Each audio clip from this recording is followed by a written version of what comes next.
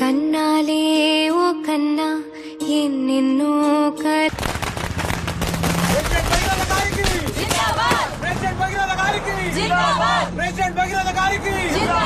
భగీరథకి tiger భగీరథకి మన అన్న భగీరథకి tiger భగీరథకి Hyderabad కా షేర్ భగీరథకి జూటం నుండి ప్రవహిస్తున్న గంగాజలంతో అభిషేకింపబడుతుండగా మెడలోని సర్పహారము మాలలా వేలాడుతుండగా చేతిలోని ఢమరుకం మోగుతుండగా ఆ శివుడు తాండవం ఆడుతూ మనకు సకల శుభాలు ప్రసాదించుగాక. ఓం నమః శివాయ. సబ్మిట్ చేసేద్దామా? మంచి ముహూర్తం దాటిపోయేలోపే నేను 10 చోట్లకి వెళ్ళి నామినేషన్ వేయించాను. ఏంటి అపోజిషన్ వాళ్ళు లోపలున్నట్టున్నారు?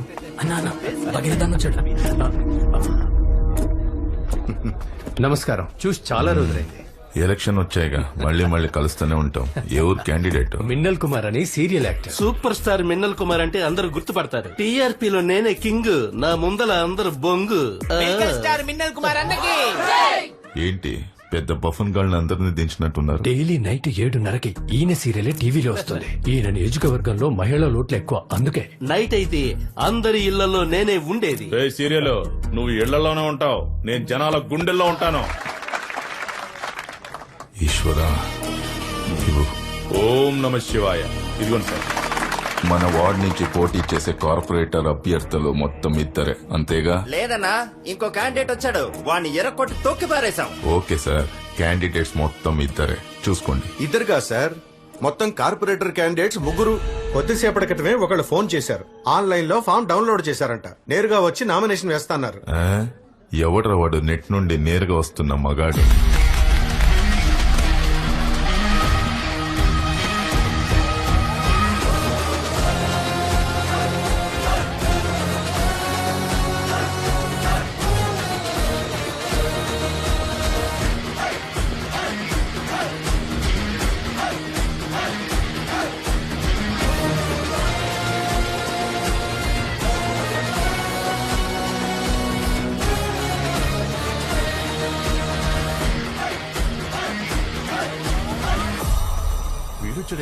ఇవ్వండి సార్, మీరేనా ఫోన్ చేసింది? అవును సార్. ఎవడ్రా ఈ బచ్చాగాడు? మన ఏరియా ట్యూషన్ మాస్టర్ అన్న, పేరు విజయ రాఘవన్. తమ్ముడు, నా పేరు భగీరథ, ప్రెసిడెంట్. Hello sir. చెయ్యి ఇచ్చే రకం కాదమ్మా మనదెప్పుడు. నమస్కారం. నమస్కారం. ఏ ఏరియా బాబు? నిన్ను ఇంతకు ముందు ఎప్పుడు చూడలేదే. తన అపోజిషన్ పార్టీ వాడు తమ్ముడు. నువ్వు కొత్తగా వచ్చేసరికి నిన్నెవరు గుర్తుపట్టడు. ఇప్పుడేగా బరిలో దిగుతున్నావు, అందరూ తెలుసుకుంటారులే. ఇక్కడెక్కడ ఉంటున్నావు? Government colony, B block. ఏ ఊరు? అరకు పక్కన. ఇక్కడ రూమ్ తీసుకొని ఉంటున్నా. ఓ, బయటి వాడివా? మరి ఇక్కడేంటి? సరే, ప్రజాస్వామ్య దేశం, ఎవరన్నా ఎక్కడి నుంచన్నా పోటీ చేయొచ్చు. నించో కానీ కొంచెం జాగ్రత్తగా ఉంటు. ఆల్ ద బెస్ట్ మా. మీకు కూడా ఆల్ ది బెస్ట్. త్వరలోనే కలుద్దాం తమ్ముడు. కలుద్దాం.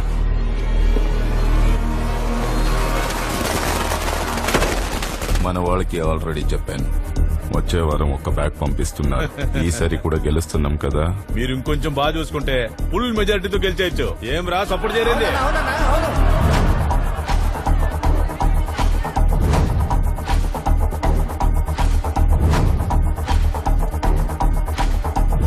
వాడు వేస్ట్, పట్టించుకోకనా. ఆహా,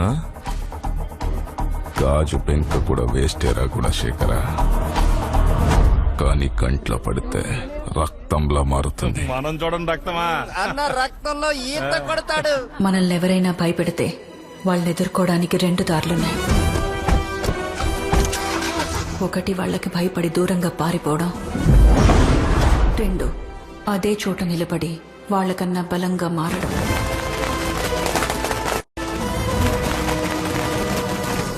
ఇప్పుడు నువ్వు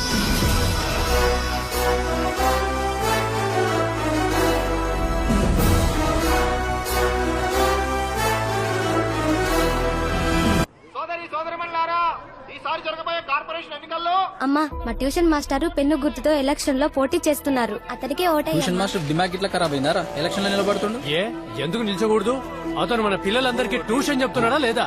అతను కాకపోతే ఇంకెవరు నిల్చుంటారు? ఏమయ్యా ట్యూషన్ మాస్టర్ కార్పొరేటర్ ఒకటేనా? మా ట్యూషన్ మాస్టర్ ఎలక్షన్ లో పోటీ చేస్తున్నా. ఎందుకు రాదానికి పలికి మాల పనులు? గెలిస్తే మాత్రం ఏం చేస్తాడంట? అందరూ పీకుడు గాలే. చల్, ఈ సంవత్సరంకి వెళ్ళి మా అందరికి ఓట్లు వస్తున్నాయి. మేము మా మాస్టర్ కి ఓటేస్తాం. అరే మన పిల్లల్ని చదివించి దారికి తీసుకొచ్చాడు, అట్లాంటిది మన ఏరియా డెవలప్ చేయలేడా? నేను ఆయనకే ఓటేస్తా. ట్యూషన్ మాస్టర్ ఎలక్షన్ లో నిలబడుతున్నట్టక్క. ఎవరు నిలబడితే నాకేంటి? నేను నా ఓటు గుణశేఖరన్నకే వేస్తా. ఒక్కొక్క వార్డుకి నీళ్లకి మాత్రమే సంవత్సరానికి 40 లక్షలు ఖర్చు పెట్టినారని పేపర్ చెప్తున్నాయి. కానీ వారానికి 3 సార్లు మనం నీళ్ల కోసం కొట్టుకుంటున్నాం. ఇది ఒక వాటర్ ట్యాంక్, పోయిన సంవత్సరం పెట్టారు. దీని రేట్ ఎంతో తెలుసా? ఎంత ఈ ట్యాంక్ కి సిమెంట్ కి ఓ 2 లక్షల దాకా అయి ఉంటది. ఒక 2 లక్షల ట్యాంక్ కి 7 లక్షల లెక్క చూపిస్తున్నారు. ఈ ఏరియాలో మటుకే 24 వాటర్ ట్యాంకులు ఉన్నాయి. మనకి తెలియకుండానే మన వెనక ఎంత దోచుకుంటున్నారో తెలుస్తోందా? ఏందన్నా ఇంత డబ్బు? ప్రెసిడెంట్ ఎలక్షన్ లో ఖర్చు పెట్టి నీకు పంపించిండు. నా ఖర్చులకి 30%. మిగతావన్నీ నా కోసం నీళ్ళలా ఖర్చు పెట్టండి. ఖర్చు పెట్టి నన్ను గెలిపించాలే. ఏయ్, ఇంకో 20 నాకు కావాలి. ఇవ్వు. అన్నా ఈడ తక్కువ అవుతుంది, ఆడ ఎక్కువ అవుతుంది. ఈ సంచి పెద్దదిరా, అచ్చం నీ నోరు లెక్క. పోలీసు శాఖ వారి విజ్ఞప్తి: ఎన్నికల సందర్భంగా పార్టీల వాళ్ళు డబ్బు చూపించి ఓట్ల కోసం ప్రలోభ పెట్టగలరు. ఓటు కోసం డబ్బులు ఇవ్వడం తీసుకోవడం చట్టరీత్యా నేరం. ఈ ఓటు చాలా అమూల్యమైనది, దాన్ని అమ్ముకోవద్దు. వాటర్ క్యాన్ పిడికిలు గుర్తు కోటి. పిడికిలు గుర్తు.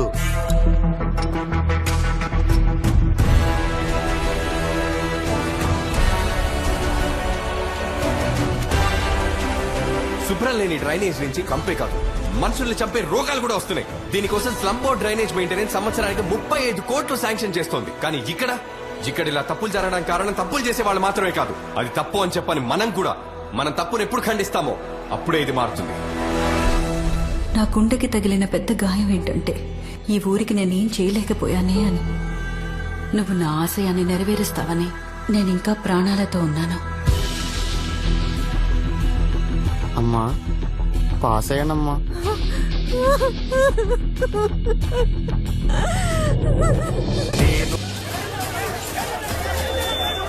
తొలి రౌండ్ పూర్తయ్యేసరికి పబ్లిక్ పార్టీ అభ్యర్థి గుణశేఖర్ కి 7,201 ఓట్లు, జనబలం పార్టీ అభ్యర్థి మినల్ కుమార్ కి 6,631 ఓట్లు, ఇండిపెండెంట్ అభ్యర్థి విజయ రాఘవన్ కి 2,567. ఏమ్మా అడిగేది నిన్నే. మా అన్న మిన్నల్ కుమార్ కి ఇంకా ఓట్లు రావాలి. ఏం చేస్తారమ్మా? రెండవ రౌండ్ పూర్తయ్యేసరికి గుణశేఖర్ 10,341, మిన్నల్ కుమార్ 11,060, విజయ రాఘవన్ 7,241.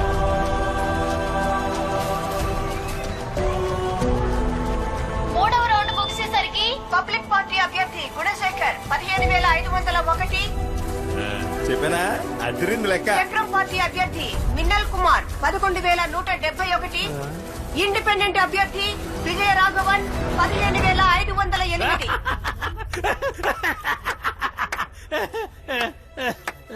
అన్నా మనం 7 ఓట్లతో గెలవలేదు, 7 ఓట్లతో ఓడిపోయాం. 145వ వార్డు అభ్యర్థి విజయ రాఘవన్ 7 ఓట్ల ఆధిక్యతతో గెలుపొందారు. నేనొస్తాను మీకోసం కదిలి, న్యాయాన్నే గెలిపిస్తాను న్యాయముగా నడిచి.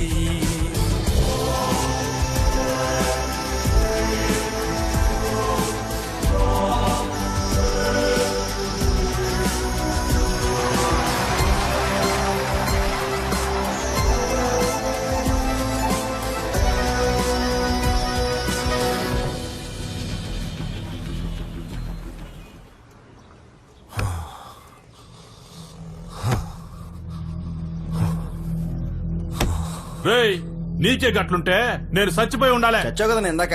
అదే నీ టైం బాగుండి దేవుడి దేవుళ్ళు బతికిపోయావు. మోస్కాడు కాలేజీకి వచ్చిన రోజు నుంచి లొల్లి షురు అయిందన్నా. వచ్చిన మొదటి రోజే సూరన్నతో లొల్లి పెట్టుకున్నాడన్నా. సూరిగాడిని కొట్టాడని సూరి కన్నాకి చెప్పి వాడిని కొట్టి కాలువలో పడేశారు. జనాలు వాడి మీద జాలి చూపించారు. అలా కొట్టచాస్తలు. రేయ్, గట్లయితే నీ ఓడిపోనికి మొదటి కారణం మీరేరా. నువ్వు ఒక న్యూస్ ని టీవీలో వేయించడానికి పర్మిషన్ తీసుకో అన్నా, నేను చూసుకుంటా. ఏం న్యూస్? సిటీలో పట్ట పగలే ఓ కార్పొరేటర్ దారుణ హత్య. శత్రువు మనల్ని ఎదిరించి ఓడించేలోపే శత్రువుని మన గుప్పెట్లో పెట్టుకొని మనం మన గమ్యాన్ని చేరుకోవాలి. కానీ దానికన్నా ముఖ్యం మన శత్రువెవరో ముందు తెలుసుకోవాలి. ఏ వార్డులో కూడా నాకు నా పార్టీకి తెలియకుండా ఒక్కటి కూడా శాంక్షన్ అవ్వకూడదు. బాగున్నావమ్మా? సార్ ఆ 145 వార్డు కార్పొరేటర్ కాల్ మీద కాల్ చేస్తున్నాడు. అన్నా ఏంటన్నా ఇది? ఆ ఇండిపెండెంట్ క్యాండిడేట్ మీకెందుకు కాల్ చేస్తున్నాడు? సార్, నేను విజయరాఘవాన్ని 145 వార్డ్ కార్పొరేటర్ని. ఇండిపెండెంట్ గా గెలిచిన మీ సపోర్ట్ లేని ఏది జరగదు సార్. మీ బ్లెస్సింగ్స్ కోసం కాల్ చేశాను.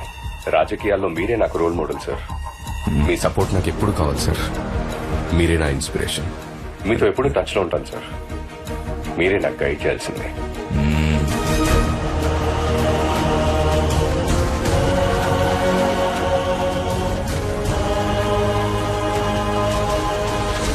నువ్వు వెళ్లే చోటు నీకు చాలా మంది చెడ్డవాళ్ళు ఎదురవ్వచ్చు.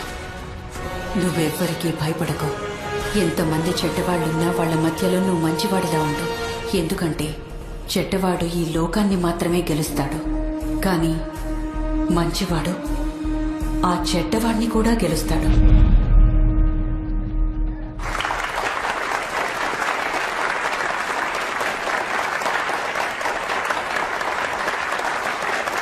I'm happy to see you all. మొదటిసారి గెలిచిన కార్పొరేటర్లు ఎవరు? మీ పేరు? Vijayaraghavan, 145 ward sir. మొదటిసారి వచ్చారు కదా, ఏదైనా ఫ్రెష్ ఐడియా చెప్పండి. కార్పొరేటర్స్ కి శాంక్షన్ అయ్యే ఫండ్ నుంచి మేమందరం వాటికి ఎంత ఖర్చు పెడుతున్నామో ప్రజలందరికీ తెలియాలి సార్. అర్థం కాలేదే. ఎలాగైతే మన బ్యాంక్ పర్సనల్ అకౌంట్స్ లో డబ్బులు వేసినా లేక తీసినా డైరెక్ట్ గా మన ఫోన్ కి మెసేజ్ వస్తుందో, అలాగే ఒక్కొక్క ఏరియాలో ఒక్కో కార్పొరేటర్ కి ఒక్కో వర్క్ కి ఎంత శాంక్షన్ అవుతుందో, ఎంత ఖర్చు అవుతుందో ప్రజలకు మెసేజ్ వెళ్ళాలి సార్. బ్యాంక్ నుండి డైరెక్ట్ గా మెసేజ్ వెళ్ళట్టు నేను ప్రజలకి కనెక్ట్ చేయబోతున్నాను సార్. ఎంత వస్తోంది, ఎంత పోతుంది అన్న విషయం ప్రజలకు తెలియాలి సార్.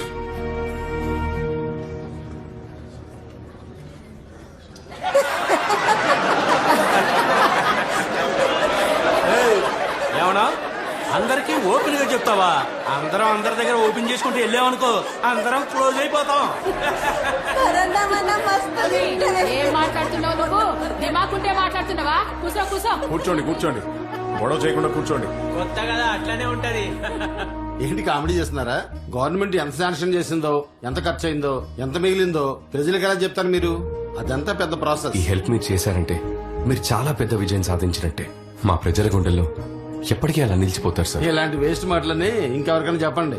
మీరు చెప్పినవన్నీ చేయాలంటే మేయర్ గారి approval, corporation commissioner approval, zonal chairman approval కావాలి. అయ్య బాబోయ్, చెప్పడానికే అలుపుచ్చేసింది చూసారు మీరు. సార్, ఇతని పేరు కుటుంబరావు. 144, 145, 146 ఈ 3 వార్డులకు రోడ్స్ లైట్స్ కాంట్రాక్టర్. ఇతని పేరు చలంగారు, చెత్త డ్రైనేజ్ కాంట్రాక్టర్. ఇతని పేరు పురుషోత్తం సార్, నీళ్ల కాంట్రాక్టర్. వీళ్ళ ముగ్గురు మీకు right hand, back hand, left hand అయితే కరెక్ట్ గా ఉంటుంది సార్. సార్కి నేను చెప్పేది అర్థమైంది అనుకుంటా. కష్టపడకుండా సంపాదించుకోవచ్చు. మిస్టర్ కుటుంబరావు, మన ఈ వార్డులో మొత్తం 5 వీధులున్నాయి. 150 మీటర్ల రోడ్డు వేయాలి. ఎంత వర్షం వచ్చినా వచ్చే 10 years వరకు స్ట్రాంగ్ గా ఉండాలి. ఇక్కడ యాక్చువల్లీ 42 కరెంట్ స్తంభాలు ఉండాలి, కానీ ఉన్నవి 27. అందులో 9 పనిచేయట్లేదు. ఇక నుండి 6 నుండి 7 లోపలే చెత్త క్లీన్ చేసేయాలి. స్కూల్ పిల్లలు లేచి స్కూల్ కి బయలుదేరే లోపలే ఈ పని అయిపోవాలి. గాలి గట్టిగా వీస్తే రాలిన ఆకులు ఎగరాలి తప్ప చెత్త కుండీలో చెత్త ఎగరకూడదు. సార్, ఒకవేళ తుఫాన్ వస్తే? తుఫాన్ వచ్చినా సరే అక్కడ ఎగరడానికి చెత్త ఉండకూడదు.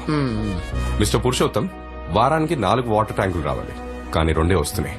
ఇంతకు ముందు సంగతి నాకు అనవసరం, కానీ ఇప్పటి నుంచి వారానికి 4 వాటర్ ట్యాంకులు రావాలి. నేను ఇప్పుడు చెప్పిన దానికి బడ్జెట్ ఎంత అవుతుందో రిలాక్స్డ్ గా వర్కౌట్ చేసి చెప్పాను. దానికి ఎందుకన్నా వర్కౌట్ చేసుడు? నోట్ లెక్కలతో చెప్పచ్చు. రోడ్ నీకు ఒక 5 అవుతుందన్నా. మీకు, నాకు, మన ఏరియా వాళ్ళకి ఓ 4 వేసుకోండి. తర్వాత పోలీస్ స్టేషన్, కార్పొరేషన్ కమిషన్ అని ఓ 3 పెట్టుకోండి. మొత్తంగా ఓ 12 లక్షలు అవుతుంది. ఇక స్ట్రీట్ లైట్లు ఒకటి 42 రూపాయలు, 80 వేసుకోవచ్చు మనం. అట్లాగే వారానికి 4 బల్బులు పోయినాయి అని మనం నొక్కేచానా? ఇంకా వైర్లు పోయినాయి, అయిపోయినాయి అని చెప్పి సంవత్సరానికి ఎట్లా లేదన్నా 4 లక్షలు నొక్కేచానా? ఒక ట్యాంకర్ 1500 రూపాయలు కాంట్రాక్టర్ కి ఇచ్చేస్తే 2500 సంపాదించవచ్చు. ఈ సెటప్ అంతా కలిపి 12 లక్షలు వస్తాయి. మనం 15కు రౌండ్ చేద్దాం. సార్, ఈ చెత్తదంతా మనం డిసైడ్ చేసేది సార్. ఉన్న చెత్తని లేదని చెప్పొచ్చు, లేని చెత్తని ఉన్నదని చెప్పొచ్చు. అంతా మనం చెప్పేదే సార్. వీళ్ళలా కాదు నా డిపార్ట్మెంట్. బడ్జెట్ ఇంత అని చెప్పండి సార్. సాలిడ్గా 30% ఇస్తా మీకు. అయితే మిస్టర్ కుటుంబరావు, రోడ్డుకు ఒక 5, లైట్కి ఒక 2 లక్షలు. మిస్టర్ పురుషోత్తం, మీకు ఒక ట్యాంక్ 1500 ఇస్తున్నాను. దీని ప్రకారంగా వర్కౌట్ చేయండి. ఎక్స్ట్రా ఏమన్నా అయితే అఫీషియల్ గా చూస్తున్నాను. చెత్త నువ్వు డిసైడ్ చేసేది, నేను డిసైడ్ చేసేది కాదు. గవర్నమెంట్ ఎంత అమౌంట్ శాంక్షన్ చేసిందో ఆ అమౌంట్ లోనే పని అయిపోవాలి. ఇందులో కమిషన్లు ఇవ్వడే కుదరదు. ఇంకా మాకేం మిగులుతుందన్నా? మీరు న్యాయంగా పనిచేస్తే మీ ముగ్గురికి న్యాయంగా లాభం వస్తుంది. సార్ ఏంటి సార్ కామెడీ చేస్తున్నారా? ఏమా ఏంటిది అంత కొత్తగా మాట్లాడుతున్నాడు? ఈ ఏరియాలో 10-15 ఏళ్లుగా మేము గీ లెక్కలోనే పనిచేస్తున్నాం తెలుసా. మీకు మాకు మధ్యలో చాలా మంది ఉంటారు. వాళ్ళ గనక కోపం వస్తే ఏమైతుందో ఎరకనా? అరే మంచి ఏరియానా, బాగా సంపాదించుకో, టక్క టక్క శాంక్షన్ అయితే ఇడా. నేను చెప్పిందే బడ్జెట్. మీ వల్ల అవుతుందా లేదా చెప్పండి, లేదా నేను చూసుకుంటాను. ఏమంటారు? ఇంకా ఒకే వారంలో నేను ఏ చేంజ్ అయితే కోరుకుంటున్నానో అది నా కళ్ళకు కనబడాలి. ఏంద్రా అన్న అందరి నోట్ల కేక్ పెడుతుండో, నా నోట్లో కూడా పెడతాడంటావా లేదా? ఆల్రెడీ వాడు పెట్టింది కదన్నా. మీరందరూ నా వల్లే కదా గెలిచారు, అయితే నేనే తినాలి. ఏంటి ఓడిపోయిన వాళ్ళంతా వచ్చారు? మిమ్మల్ని రా పొరంబోకు వెదవల్లారా? నేనిచ్చిన డబ్బులు కరెక్ట్ గా డిస్ట్రిబ్యూట్ చేశారా? చేసినామన్నా, నువ్వు చెప్పినట్టే అందరికి పంచినాం. రేయ్ చెప్పురి. అవునన్నా, సగం మనోళ్ళకి సగం ప్రజలకి పంచి ఓడిపోయామన్నా. అబద్ధం చెప్పేవాడి బలం ఎదుటివాడికి నిజం తెలియనంత వరకేరా గుణశేఖర్. ఒక్కసారి తెలిసిందనుకో నిన్ను కుక్క కన్నా హీనంగా చూస్తాడు. నాకు ఒక పర్మిషన్ కావాలి. కార్పొరేటర్ ని మర్డర్ చేయాలనుకుంటున్నా.